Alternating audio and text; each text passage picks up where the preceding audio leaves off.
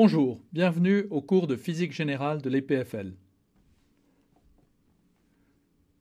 Dans cette leçon, je vais introduire la troisième loi de Newton et je vais distinguer des forces intérieures des forces extérieures, ce qui me permettra d'aboutir à un principe fondamental en physique, le principe de la conservation de la quantité de mouvement. Je terminerai par une discussion sur la composition des forces. Cette loi de composition des forces nous permettra, dans le deuxième module, d'analyser la balistique en présence de deux forces, la force de la pesanteur et une force de frottement. Newton disait « À toute action, il y a toujours une réaction égale qui lui est opposée. Autrement dit, les actions mutuelles de deux corps l'un sur l'autre sont toujours égales et opposées. » Ce à quoi Newton pensait quand il disait cela, c'était des situations telles qu'un doigt qu'on presse sur une table. En même temps que nous exerçons avec notre doigt une force sur la table exerce une force égale et opposée sur nous. Il pensait aussi à un cheval qui tirait une charge. Le cheval exerce une force sur la charge et la charge exerce une force sur le cheval. Pour rendre la notion claire, je propose le montage suivant. Vous avez un dispositif formé de deux sous-systèmes, deux poulies, deux masses dans le champ de la pesanteur, accrochées ensemble. On parle d'interaction mutuelle entre les deux sous-systèmes en imaginant ce qu'il se passerait, ce qu'on aurait comme force plutôt, en imaginant ce qu'on aurait comme force si on enlevait ce lien et on remplace pour chaque demi-sous-système l'effet de l'autre sous-système par la force qu'il exerce. Donc, pour le système 1, le système 2 exerce une force sur le système 1. J'utilise cette notation un peu lourde mais extrêmement explicite, la force que 2 exerce sur 1. Et évidemment, réciproquement, j'ai la force que 1 exerce sur 2.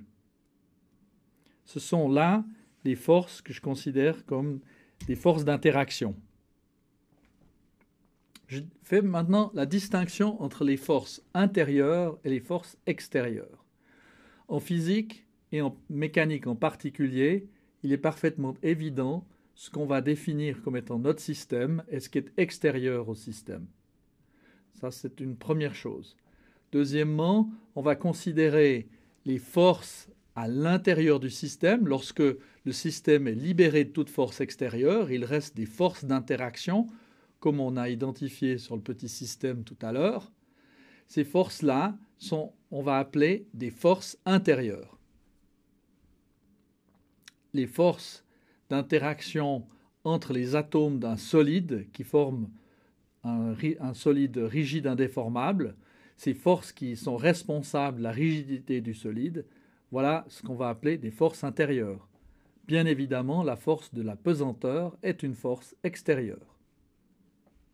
Alors maintenant, on a un résultat très important qui se généralise, mais qu'on peut déjà établir pour les exemples simples que nous avons considérés jusqu'à maintenant. Si on a un système isolé, ça veut dire libre de forces extérieures. Il n'y a que les forces intérieures. Alors, la troisième loi de Newton nous dit que la somme des forces est nulle. Et la deuxième loi de Newton nous dit que la quantité de mouvement totale du système, dérivée par rapport au temps, doit être nulle dans ce cas.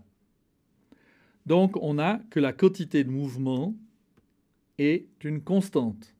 On dit souvent que la quantité de mouvement est conservée. Je passe maintenant à la question de la composition des forces. J'imagine le dispositif suivant. Dans mon référentiel, sur une table, j'ai un cadre rigide, un point suspendu en P, a deux tiges A et B. Chaque tige est montée avec un dynamomètre. Chaque dynamomètre mesure la force que la tige exerce et bien sûr, la tige nous donne la direction de la force. Donc, sur le système composé de cette tige et ce poids, on a deux forces qui s'exercent, celle de la tige B et celle de la tige A. Et la question qu'on se pose, c'est comment on fait la composition des forces? Comment on calcule la force équivalente à ces deux forces? Alors, on examine maintenant la force qu'une seule tige exerce en P.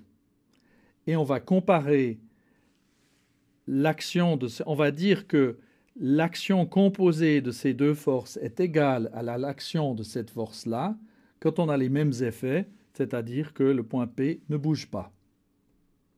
Alors, chez nous, dans notre auditoire, on a un tel montage avec un cadre blanc qui permet de reporter la direction de la force.